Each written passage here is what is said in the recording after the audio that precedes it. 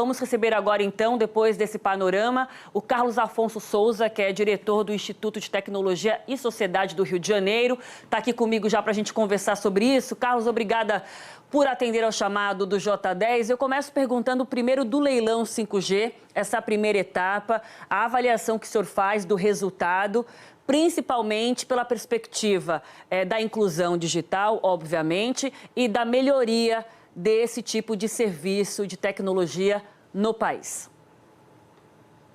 Olha, Aline, boa noite assinantes.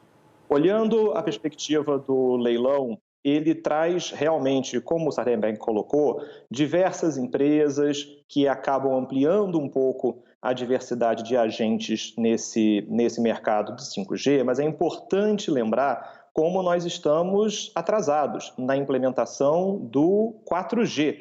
No final das contas, existe aqui um legado que precisa ser coberto, justamente pensando na população das zonas rurais, das periferias, que não tem acesso a essa tecnologia. Então, se por um lado é importante comemorar o edital e o leilão feito hoje, é importante entender que isso é apenas o começo. O leilão é a porta de entrada. Vem agora um processo longo de implementação e é importante garantir que essa implementação ela possa levar essa tecnologia na ponta e que ela não se torne um privilégio de poucos, que têm os celulares mais caros e que moram em grandes centros urbanos. Como é que a gente garante esses mecanismos de controle e se eles estão previstos com mais clareza agora? Porque vimos o quanto de apagão teve o leilão lá de 2014. Muitas contrapartidas previstas e que eram obrigatórias não foram respeitadas e temos hoje quase 10 milhões de pessoas que sequer conhecem a tecnologia 4G. Carlos, como é que a gente pode acompanhar isso como sociedade e cobrar também essa implementação com contrapartidas que, de fato, vão ao encontro dos interesses do Brasil? Olha, Aline, é muito importante deixar claro que internet de alta velocidade e de boa qualidade não deve ser um luxo, não deve ser um privilégio.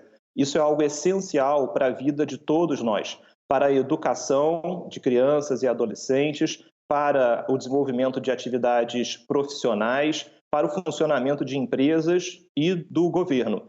Dito isso, é importante que as entidades fiscalizadoras funcionem. O próprio TCU tem um papel aqui a desempenhar e acho que já que a gente está falando de educação, vale lembrar, amanhã nós vamos ter a última etapa desse leilão na frequência que justamente estão ancoradas ali as obrigações de conectar as escolas de educação básica. É muito importante acompanhar para evitar que as escolas não fiquem por último. E esse é um ponto de enorme atenção por parte das entidades de fiscalização, para que, de novo, a gente não tenha um legado desse leilão que não seja cumprido e que, de novo, a educação fique por último.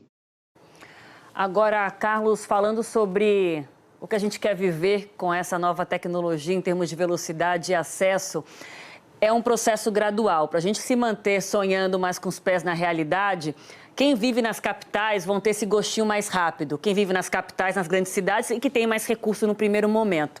Depois, até lá 2030, que a gente vai ver isso de fato ser implementado no Brasil real, que a gente fala, longe dos grandes centros. Como é que você imagina esse processo?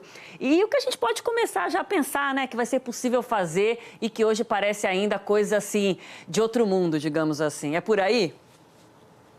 Olha, Aline, é bem por aí. Os exemplos que mais aparecem são aqueles ligados à chamada internet das coisas, ou seja, a conexão de diferentes objetos, o que é útil para a indústria nos mais diferentes aplicações. Fala-se muito no carro autônomo, mas está muito longe ainda de termos carros autônomos nas ruas do Brasil. Mas é muito provável que nós tenhamos veículos que são autônomos dentro de pátios industriais, dentro de portos ou de determinadas situações onde eu consigo controlar o fluxo desses veículos. Então, esse é um ponto que a internet 5G consegue tornar mais fácil a conexão entre esses objetos e automatizar determinados procedimentos. Também, é claro, podemos pensar em medicina, em realidade virtual e aumentada para muitas finalidades, inclusive para a educação.